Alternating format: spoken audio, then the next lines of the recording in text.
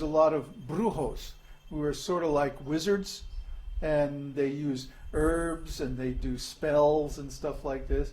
They're kind of cool people. And we go into town every week, and we go to they have an herb store where they sell all these different herbs for all kinds of curative purposes, and also for magic and stuff like that. So you can get any kind of herbs here. And we also want to grow our own herbs. Besides Tulsi, we want to grow different kinds of herbs. You can't do that in Vrindavan. Vrindavan is burned out. It's becoming a desert. It's been used and abused. The river's drying up. They're dumping sewage in it. It's just a typical Indian, the police are corrupt, and there's a lot of gangs and stuff like that, a lot of criminal activity.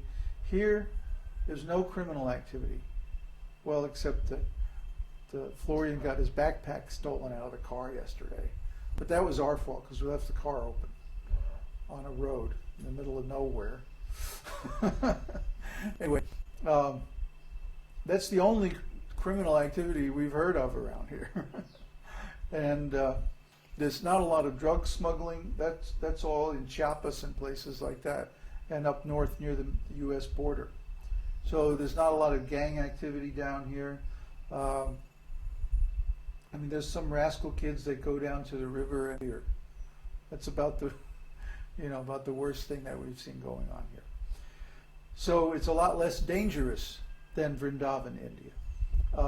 The example is there were at least, I've known of about 5 or 6 murders of Western devotees in Vrindavan over the last, 5 or 10 years. Huh? Rape. Yeah, rape and stuff like that. But there hasn't been any of that here. The village that we're in is like at the end of the road. It's like nobody comes here.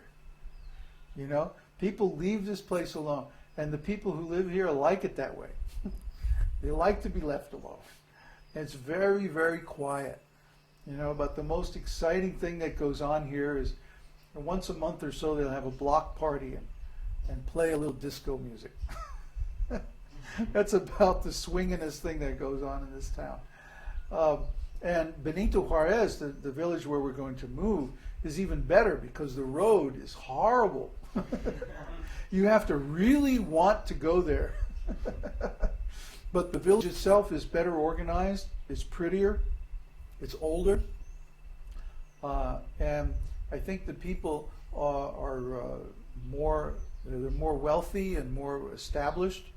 Everybody's got some land somewhere with something growing on it or some cows on it, and they go and take care of that like twice a week, and they to support their family from that. But this is like villages we've seen in India where like people work a few months out of the year on their farm, and then the rest of the time they just take off and hang out at home, grow a little garden, hang out with their kids like that. It's a very, very nice lifestyle, very nice area, and we're fortunate to be here. So if we can bring Vaishnava values here and people respect us, and the whole community basically wants us here and supports us. We haven't had anybody complain. We were talking to the mayor the other day. And of course we asked him, has anybody said anything about us? Oh, everybody loves you guys. Huh? Nobody's complaining about us. So we've really been accepted in the sense that people just leave us alone, which is what we want. We just want to be here and enjoy the beautiful countryside, do our devotional service without any interference. And so far, that's exactly what's happening. So I think there's no reason to think that's going to change. As long as we are very careful not to offend anyone in the community, and we just keep to ourselves and do our devotional service and don't make any trouble for anybody, we'll be welcome here indefinitely. And especially as long as we're spending money in the local economy and like that, we'll be very, very welcome here. What kind of wildlife do you see? Anything exotic or extraordinary? Well, we've seen a couple of crocodiles. And the birds are amazing here. I mean, there's all these water birds down by the lake, and then of course there's the usual herons that hang out with the cows. And then there's all these songbirds. I mean, there's one beautiful yellow bird that comes and sits right on the tree next to my window and just like does this incredible song. And when we were up at Mr. Fernandez's place yesterday, and there was this songbird that just, it was just amazing, you know. And there's all kinds of birds here, and they're very vocal. Sometimes it's almost too loud.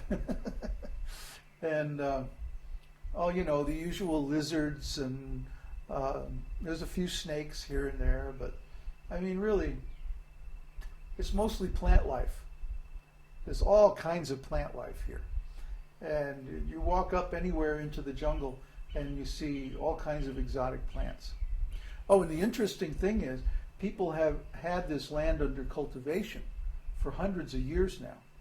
So everywhere you go, the jungle is like being used for cultivation, but it's not the usual Western style where they cut down everything and just plant one kind of plant. But they'll plant one plant over here, another plant over there, another plant, you know, in the places where they would do well, where they would like the ecology. Oh yeah, and hardly anybody uses fertilizers or sprays up here. It's all organic agriculture. They do a lot of composting, and so everything is pure. You can drink the water in the streams pretty much anywhere you go here, which is extraordinary. I mean, everybody hears about the water in Mexico, you know, don't drink the water. You know, well, here you can just go to any stream and drink the water right out of the stream, and it's fine. And I don't know of any place in India where you can do that without getting sick, except maybe way up in the mountains.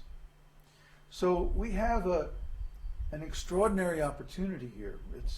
It's an amazing place. It's a relatively unknown place. Basically, only Mexicans come here, or in recent years now more Americans and Europeans are coming. But basically only Mexican tourists come here, like 3 times a year. There's 3 big holidays when every place in the whole area is booked solid. But the rest of the year, it's very, very quiet. The only time we even really ran into tourists was that one day at the waterfall. That was so funny. We get our drinking and cooking water from the waterfall here. So we have a couple of big jars, you know, big jugs. And you saw probably saw the video where we go up under the waterfall and fill up the jug and like that. And so one day I was just coming out of the water, you know, and these Mexican tourists come up there. And they were looking at me like, you know, I was, you know, the thing from the waterfall lagoon or something, you know. They were like, you went in the water? You know, they just come to look at the water. That's about as adventurous as they get, you know. But, like, I don't know, it's hard to stay out of the water. It's so beautiful. Even when it was cold, when we first got here, it was like I had to go in the water. couldn't help myself. So the tourists, you know, they're mostly from the big city, and they don't really get the whole nature thing. But the point is, this place is pure. The soil, the water. I mean, the water, you go up in the mountains, the water just comes up out of the ground. Even though it hasn't rained in what? It hasn't really rained hard in about 2 months, you know. But still, the water is coming, and all the rivers are full, and I mean, it's an amazing place. So Krishna sent us here. We're very lucky. We did the original research on Google Earth and sites like that, and just judging by the terrain, I knew this was going to be nice. It was going to be similar to Hawaii, but I couldn't have imagined how beautiful it is. And there aren't many pictures available either, except the ones, of course, that we have. And we should post all of those pictures of the house on the forum later today. So, any other questions? Yeah, could you describe the atmosphere as like a typical jungle? What's a typical jungle? No, it's a jungle that has been cultivated. In other words, the local people, you always see them carrying machetes. Huh? Why? Because they're always cutting down the nonsense plants, and they're planting the kind of plants that they want. Huh? So everywhere you go, there's little pepper plants, there's banana trees, there's these fruits, what are those called, those little berries, you know, there's coffee plants, all kinds of useful trees, lemon trees, orange trees, and they're all over the place. Huh? It's like there's a lot